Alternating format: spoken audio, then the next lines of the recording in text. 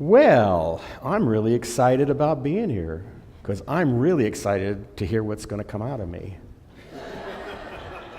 I'm serious. I get really excited when I talk because I have this great ability over the years that God's given me that there's not a lot of places I can get completely out of the way, but when I'm speaking, I can get way out of the way.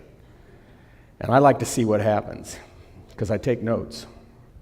My talk is called Yes, It Really Works. I don't usually do a talk title. It's something like, who is it? Miles Davis says, I'll play it now and we'll name it later. But, and also I have 22 slides. Can you believe that? I wrote a talk like was channeling 22 slides, and then Mike and I misconnected it, and it's like I didn't think it was going to happen, and it was like Spirit was going like, yeah, well, do you think I'm going to let you have 22 slides and go that direction? No way. You got to be present here for me. But yet Mike did them too, so like now they're a resource. And I don't know what I'm doing, but I have this great resource up here. So if I jump around, you'll know that's why.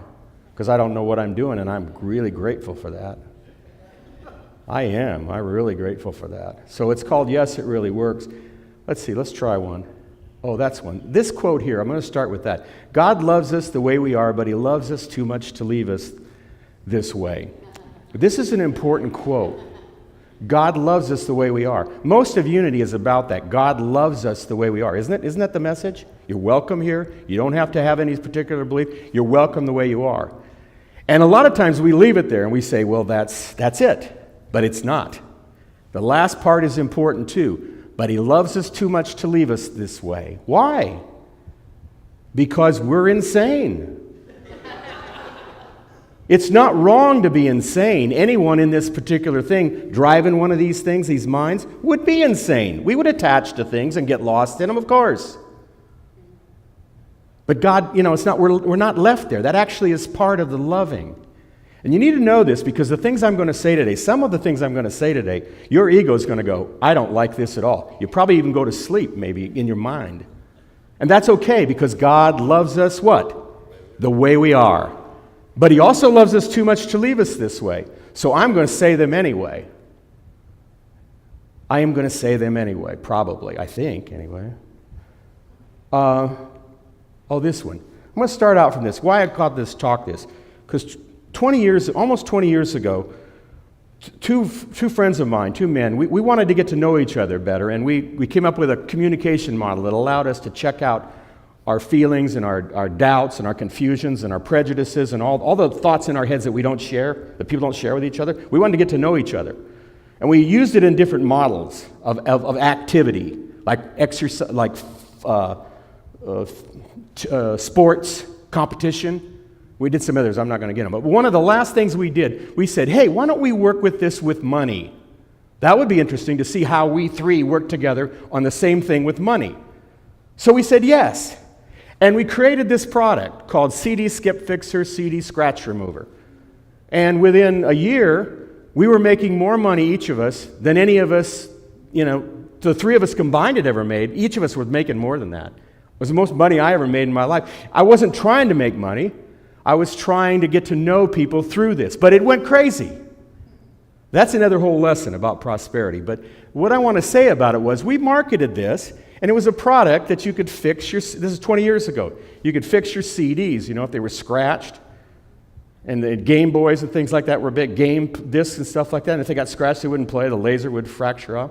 Well, we found out if there was already a product out that fixed airplane canopies, that it's like a liquid sandpaper, and if you put it on CDs, it took the edge off the CDs, and even if you didn't get the scratch out, they worked 99.9% of the time. Seriously. And we went crazy, and it was selling it. And I was the salesperson. It was interesting. When one person was kind of the creative about what we're going to sell, I became more the salesperson, and the third person kind of managed it. We didn't figure it out that way, but that's how God brought us together. That product, we sold it in this one store called Hastings a lot, and it was selling so well. And we went up to him, and I said, what happens when people come up to you? What kind of conversations go on? And the person says, well, they come up here and pretty much ask one question. Now, let me ask you this. If you got bad CDs, they don't work, and you like them, all right? You don't want to have to buy new ones? and you see a product that says it's going to be a CD skip fixer, what is the one question you're going to ask? Does it work? And we put all over the displays, yes, it really works. Okay? What I want to ask you is this. In your spiritual practice, are you saying that? Are the people who are teaching you saying, yes, it really works? I mean, think about this. I want to really challenge you to go to the edge. Like if you pray for something, do you get it? If you ask for something like Jesus says, ask and you shall receive, do you get it? Do you get it? I don't know if you're about me, but no, I don't get it.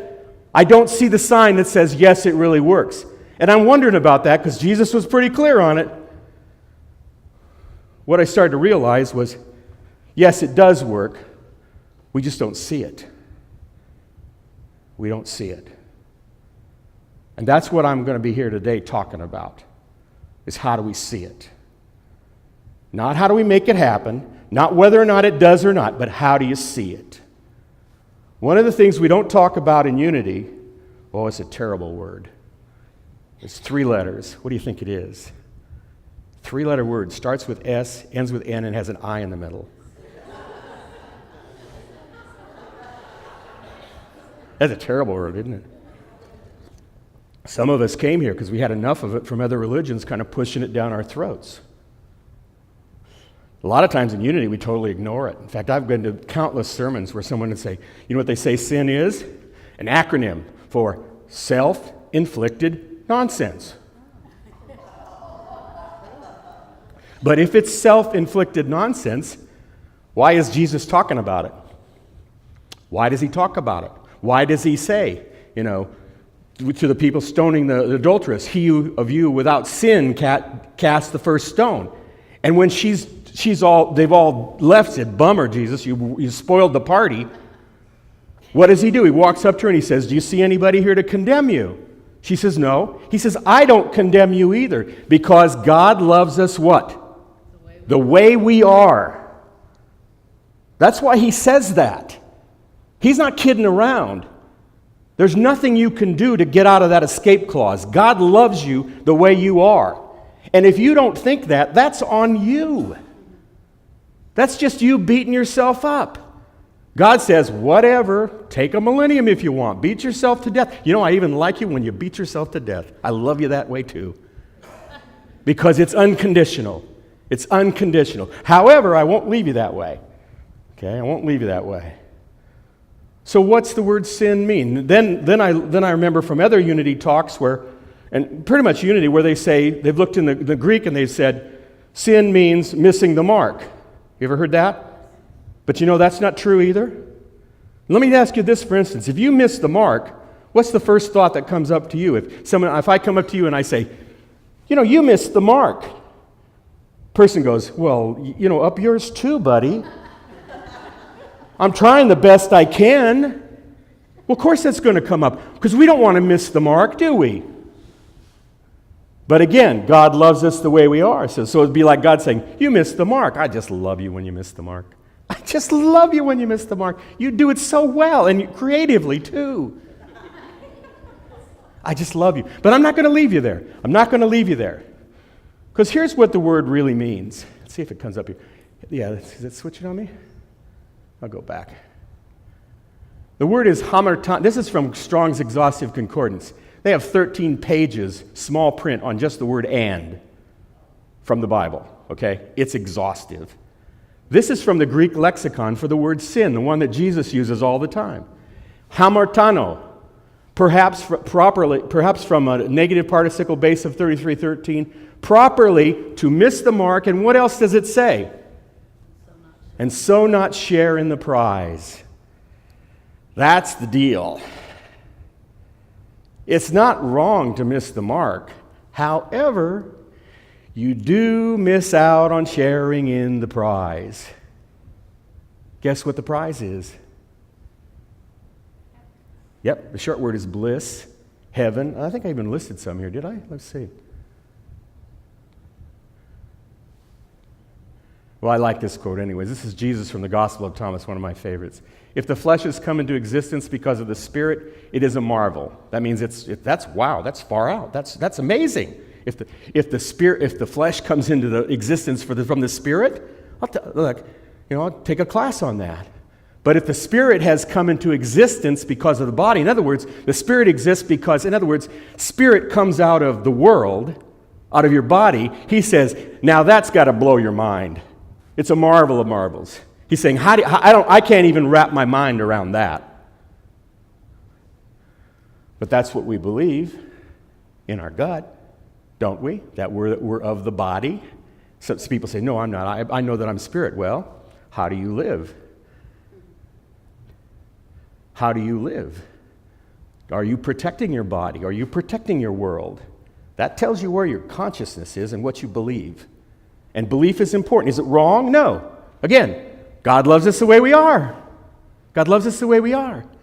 The last part Jesus says, but I marvel at how this great wealth has made its home in this poverty. This ability to actually live the prize and nobody's living it. It's been 2,000 years since Jesus walked on the earth and did whatever he needed to do in the moment, and we're still worshiping him and following behind him, saying, could you pull out your magic wand and tap us on the head and make us better? Where Jesus says, he never says, worship me in the Bible. You know that. He doesn't say that once. Not once. He says, follow me 17 times. Follow me. How can we follow him if we're not like him? How? What I'm doing here right now is I'm giving you a spiritual tool. I'm teaching you how to let go. Most of the time, people tell you, spiritual teachers tell you, let go. I believe that when someone tells me to let go, I think I'm talking to someone who has either never let go or just wants to get past the statement. Because when you choose your next minister, ask, if they say, ask them how to let go. Have you heard a talk on anyone say, this is how you let go? Told you how to do it? Have they? Tell me, somebody speak up if they've told you how to let go in a way that you could practice and let go. When you're holding on tight to someone, you could say, my God, I'm not holding on to that anymore. Because I practiced this affirmation, I said this prayer, I jumped 3 times around and twirled, and I said, whoa, it's gone, and whatever. It's quite simple, because letting go is not a spiritual tool. It's a return to a natural experience that comes from missing the mark. What is missing the mark? In that case, letting go. What is missing the mark when you are seeking to let go? What are you doing when you're seeking to let go? What? Missing the mark, you're holding on. Are you following me? You're holding on to something. And God loves you because of it. But he also loves you, or the spirit, he, she, whatever, it loves you too much to let you stay like that. Holding on. What else we got up here? Oh, the prize. These are the prize. Completely secure, friendly, supportive world universe. Rich, inclusive community. Full provision. Discovering and living unlimited dreams. Extraordinary love and respect for yourself and others. Health of mind, heart, and body. Fulfilling, freely given, received service without attachment to anything. Peace and wonder of mind. Joy and joyous life experience. All for you and others. Sounds pretty good, doesn't it? It's called freedom. Really freedom. Really freedom. Freedom. Freedom. Robert said something the other day. He said, he called me a prophet. Actually, I agree with you. Because I really don't know a lot of times what's going to happen, but I just get a lot of messages from God. I don't know what I'm supposed to do with them till I get directed somewhere. Oh, that's the Tower of Babel. Maybe I'd do something with that. Oh, these are the 5. This is what. Here, I think I told you this before. Well, the Tower of Babel, the reason why I threw the Tower of Babel in there is because that's how we normally try to build our lives. It's all about the Tower of Babel, isn't it? Like we're going to build our way up to the top, prosperity, the top, okay? Remember what happened to the Tower of Babel, right? Okay. And this is the way of the world. It's also, it ignores entropy, which is the fact once you get up to the top, guess what happens eventually? With the law of entropy in the physical universe. It's a law. It says that everything that goes up, the energy it takes to go up, cannot sustain itself, and eventually it comes down. It's called collapse. It's one of those things that God's universe really helps us in spiritual growth. Because just when we think we're putting it all together, we get the Job experience. We do. And as you get older, young people don't quite always get this necessarily, but as you get older, can you see that? You don't have a control like you had before. That's not because it's wrong. That's because actually you're getting wise. You're seeing that you never had any. You just were under the illusion that you did. And when you had all the energy to keep scurrying around trying to prop it all up, that was fine. But then when you don't have the energy anymore, and it's not because you're old, it's because you're getting wise. You're realizing, been there, done that. Been there, done that. When you've been there and done that enough, someone says, hey, why don't you do this? You go, knock yourself out. Been there, I've done that.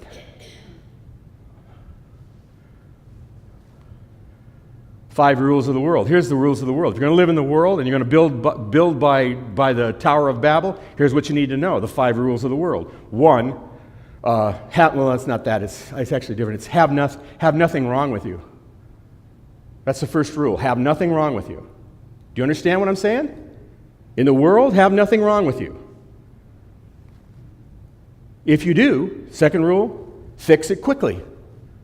You tracking with me? If you have nothing wrong with you, no problem with you. If you do, fix that problem quickly. Right? Third one, if you can't fix it quickly, hide it. Pretend that nothing's wrong. How are you? I'm fine. Boom. But I'm fine. I'm fine. I go to church. I'm doing the prayers of unity. I'm just fine. I'm happy all the time. Can't you tell? I'm happy like the person over there who's pretending, but I think they're real, so I'm like them. Hide it. Pretend nothing's wrong. Fourth one is if you can't, have the decency to leave. Why would that be, have the decency to leave? Yeah. So other people don't get messed up. It's not that they're going to catch it. It's actually they're going to unravel like you are. They're holding it together by everything they can, and they're going to, through entropy, it's going to start happening because they need everybody in their life to say, no, keep working, keep striving, keep doing what Jesus called keep doing evil. That's what he called in one of the things, or at least that's what it translated to. It was actually keep working for subsistence. We translated that into evil. Working for subsistence. Why would that be evil? Well, if you're working for subsistence, you certainly don't need God, do you? In fact, he might get in the way, or it might get in the way. Might actually tell you to do something different. Really different. But, again, remember this, and I'm not kidding with this. God loves you the way you are. But he's not going to let you stay that way. But God loves you the way you are. So this nonsense about fixing yourself, if you hear something from me and say, well, Reverend Dale said that, so I'm going to try and fix that, you need to go back to the first quote. Because this is not an act of will. This is all I'm talking about are tools to awaken. That's all I'm talking about. I'm not talking about fixing anything, because nothing's broke. Remember, there's a story, Harry Houdini. Anybody know that story, Harry Houdini? He's in a jail cell. No, well, actually it started like this. When he was going around doing his act, his people would call ahead and say, wherever he was going to perform, they'd say, find the most difficult jail cell you can, or whatever, lock. It was lock, actually. Find a room or something with the most difficult lock. Get your press people there, And Harry's going to come in there, you're going to lock him in there, and he's going to come out and then report the news. It'll get the sales of tickets up, okay? And it did. Well, one time in the British Isles, they did that, and the only cell they had that was really that way was their jail. So they put him in the jail, and they shut the door. Boom. And Harry just took a few moments, rested, and then he went up to the lock, and he started doing his thing. And nothing was happening. And he kept doing his thing. And nothing was happening. And he kept doing his thing. Half hour went by, 45 minutes. Nothing was happening. Finally, he just went, and he stood back for a little bit, and he tried again. Went on another, 20, 30 minutes working on this lock. Finally, he'd had enough, and he just went, oh my God. He leaned against the door, and it opened. Because it was never locked. That's Jesus' message to you. We're fighting so hard to find our spirituality, to escape from this illusion of humanity, and we are who we are. We're just not seeing it. We're not leaning against the door and going, I'm tired of working. And the door opens. I am not joking here, my friends. You are the light of the world. If you're not the light of the world, who are you? If you're a human being, I mean, there are religions that say we're nothing, we're nothing, we're nothing. But is that you? Is that what you want to believe? That the only reason you have something is when God does something for you? Most of heaven is reserved for when? When is it reserved for? What? After death, of course. It's the ultimate future. It's better than tomorrow. It's farther away. I love that. I feel like telling stories. I love the guy, the janitor walks by in a Catholic church, and he's mopping around. He sees the priest down at the altar, and the priest is down, he's bending, he's going, Lord, I'm nothing, I'm nothing, I'm nothing. Lord, I'm nothing, I'm nothing, I'm nothing. And the janitor is watching this, and then all of a sudden the associate priest comes up, and he sees the senior priest down there, and he runs down there too, and he sits next to him, and they're both going, oh Lord, I'm nothing, I'm nothing, I'm nothing. Oh Lord, I'm nothing, I'm nothing, I'm nothing. Then the youth ed priest, sees it, and he comes down, he says, wow, this really inspires me. He's down there too. The three of them are going like, oh, I'm nothing, I'm nothing, I'm nothing. Lord, I'm nothing, I'm nothing, I'm nothing. Finally, the janitor is inspired. He drops his broom, he comes down, and the four of them are going like, oh, Lord, I'm nothing, I'm nothing, I'm nothing. I'm nothing, I'm nothing, I'm nothing. Finally, the youth priest turned to the assistant priest. He says, hey, look who thinks he's nothing.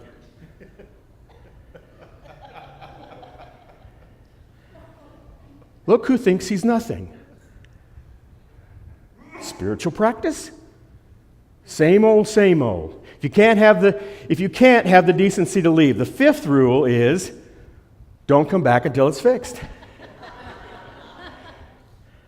Don't come back till it's fixed. Usually what happens is people find another group and practice the laws again, and hopefully it doesn't start again, but it always starts again. It always starts again. What's the key? I'm getting down, I'm running out of time, I guess. The key is this. That's the key. What is that? Anybody know what that is? Huh? Blind men and the elephant. Why? Each one sees each one sees a piece, and they say, this is what an elephant is. Okay? And they all see a different piece, and they go, this is what an elephant is. Now, you got two choices here. You can get together the blind men and say, well, it looks like this. Well, it looks like this. Well, how can we bring those together? Because let's have the same story. Now, this is the world. Let's bring those together. Let's adapt what we saw. Let's adapt what we experienced so we can have a conversation that we agree on, because we certainly don't want to fight. Scott Peck said, I love Scott Peck, he said, fighting is better than pretending we have no differences. But the truth of this is each person finds a piece of the whole. And guess how they know the whole? How would they know the whole? They come together. They come together.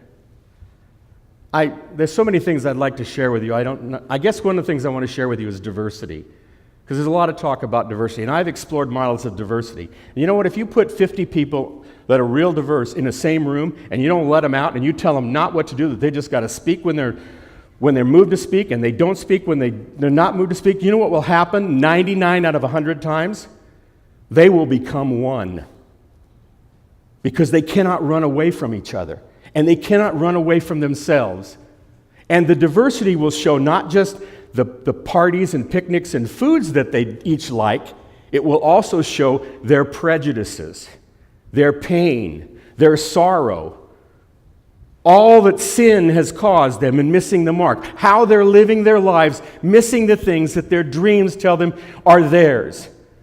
When everyone shares that and they don't run from each other, after they get through the first barrage of like trying to defend each other and takes a while, they all eventually surrender and go, oh my God. You know? It reminds me of a song I once was like called "Love Is the Answer," and it says part of the chorus goes, "Who knows why someday we all must die? We're all homeless boys and girls, and we are never heard. It's such a lonely, lonely, lonely world. People turn their heads and walk on by. Tell me, is it worth just another try? Light of the world, shine on me. Love is the answer.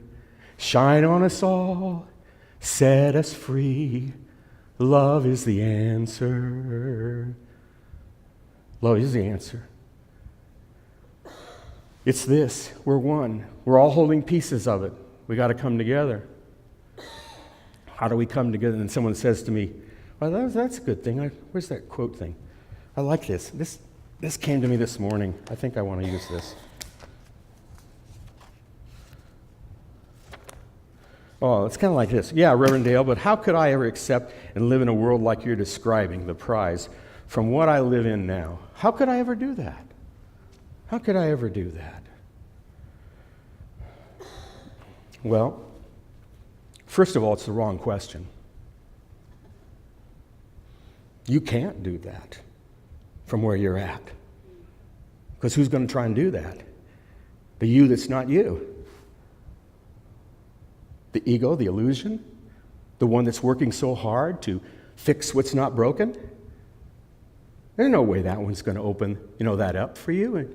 And not only that, do you have to? What's the first thing again? God loves you the way you are, but He's not going to let you stay that way because He loves you so much. Okay, so then why would I want to risk losing what I have to enter this world? Why would I want to become aware?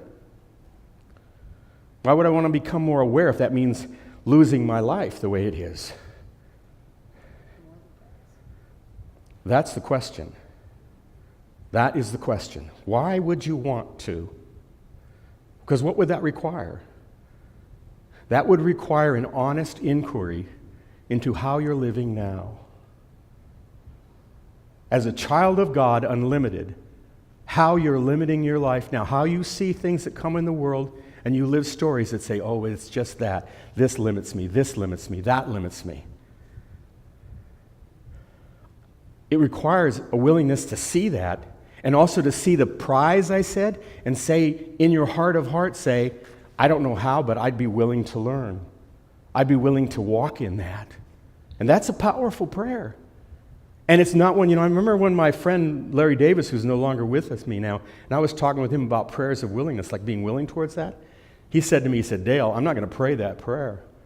And I said, why? I said, it was like, my prayer was, Father, I place my entire being in your hands, and I am formed according to the perfect pattern which you planned and prepared for me in the beginning. Do you know what that says? That says, I'm willing to be the Christ.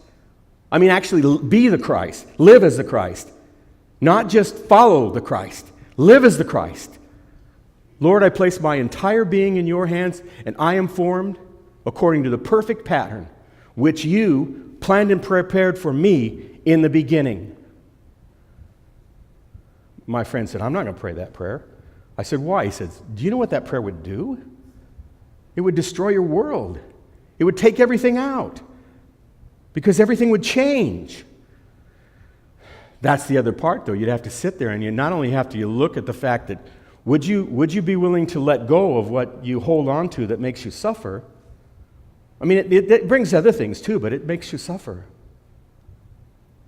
Would you be willing to look at what it might bring to you?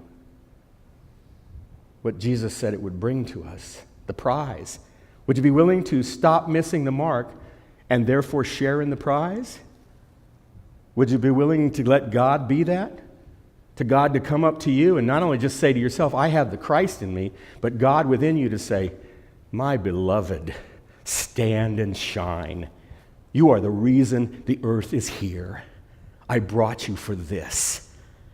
I love you all the way through this, and I love you, and I will love you as you become this. But this is who you are.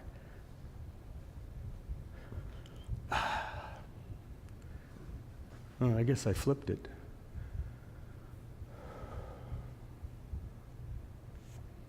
So, I guess I got to quit. I'm going to leave you with two tools. One is a perspective. And that is, consider a wider perspective in your life. You know, as you get older, you're going to, when my dad died, he died of having his leg amputated. He was 78 years old. He wanted to die. And he was in surgery for 6 hours. And at midnight, when I was in his room, this is a man who never expressed fear in his life once to me. I never saw it once. I saw anger twice. I never saw fear at all in him. And when I was with him alone, he said this to me. He said, Dale, I never thought it could be so hard. That's what he said to me. I didn't know that in 5 hours he would be dead. I thought he was talking about the surgery. He was not talking about the surgery. He was talking about letting go. Because he didn't know how to let go, but his spirit had agreed for him to enter that place where he could see where his life was right now, and was it time to let this go and move into the next place? And it was hard to see that. But like all people in this world, he did it, because we do. We do. It's interesting. We say like being enlightened is such a rare thing. I think everybody's enlightened when they leave this world. I think every soul who lives is enlightened as they leave this world, because they have to let go of what? Everything. Everything. And that's what enlightenment is having nothing in the way. Consider a wider perspective, one that's collective, one where we're together, like the elephant and the blind man, that we need each other. And the other is, and it's an exploration of our diversity, the tool is training the mind to observe and think outside your known box. That would be probably a talk for me, a whole talk.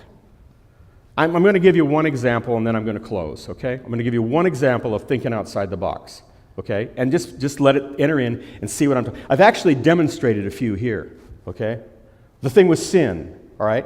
I hope that you see sin in another way, because you went outside the box of thinking it means I don't want to look at it, or self-inflicted nonsense, or just missing the mark and I'll do better. Or I don't need to do better, heck with you, don't judge me. Okay?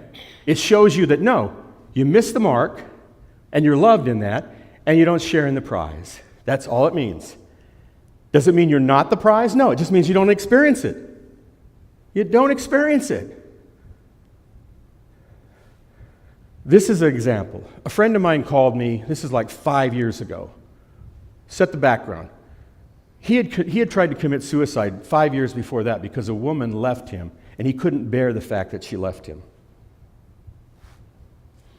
So he eventually, it was so painful, he tried to commit suicide, and he failed. His father, 20 years earlier, had done the same thing with his mother, and he succeeded. He succeeded. He killed himself. He used a gun. My friend used a noose, and it broke.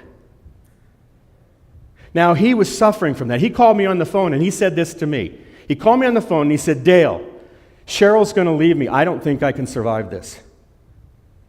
That's what he was holding on to. Now, I'm not attached to that right now, so the thing I should have said to him, right, was, well, just let go of that, Robert. Just let it go. Let it go. And if Robert, probably Robert would have said, you know what, you're so full of it, I can't even talk to you. It was what he was attached to. It doesn't matter what you're attached to. We're all attached to something and lots of things. He said, I just can't make it. I said, Robert, I only have 10 minutes here, so I need you to come with me. And I didn't know what I was doing. I really didn't. I'd been practicing thinking outside the box, but I didn't know what I was doing. I'd gotten some ideas. So the first thing I said to him was, Robert, give me 3 reasons why Cheryl's leaving you could be the best thing that ever happened to you. You know what he said? He said, oh, I'll do that gladly. No, he did not say that. He said, I can't do that, Dale. I mean, I'll die if she leaves. And then it came to me. I said, Robert, that could be true. Her leaving you could cause you to, with so much pain that you could commit suicide. He said, yeah, that's what I'm saying. I said, okay, I'll accept that. That could be true, right? That could be true, right? He said, yes. I said, good. Now, if you're okay with me and your ego, could we look at some other things now? Because we're going to say that could be true, and I'm not going to fight that. But could we look at something else? Because the interesting thing is you can look at other things than what your ego is telling you if you just agree with it. Just tell it you're not going to move the furniture. That's all you have to do is just tell it you're not going to move the furniture. Say, yeah. Oh, it sounds insane to me, but hey, I don't know. It's where you're saying it, so let's go with it. Let's say that could be true. So he said, okay. And I said, all right, give me one reason why her leaving you could be the best thing that ever happened to you. He said, Dale, I can't do it. I can't do it. And I went, Robert, we only got about 8 minutes left, so let's get going here. And I asked him again. I said, and I had to leave. I said, give me another answer. Give me one reason why her leaving you could be the best thing that ever happened to you. He went, I just can't. Okay, I'm going to get off the phone if you don't do this. I said, I've already agreed that story is valid, that you're going to kill yourself because you can't bear that she is going to do this. I'm saying that's valid. I'm not fighting that. I'm not saying don't do that. Go ahead. It's all right. But I want you to ask another question. Answer a question. Give me one reason, now that that's there and it's okay, one reason why her leaving you could be the best thing that ever happened to you. He went, it was like he was giving birth. He went, maybe if she was gone, if she's the wrong person for me, I'd be better off. And I went, I didn't say that's true. I said, Robert, that could be true. Just like the ugly story, that could be true. I said, give me another reason now why her leaving you could be the best thing that ever happened. And he went, it was a little easier. He went, well, if she wasn't with me, then maybe if I found the right person, I could be available. And I said, that could be true, couldn't it?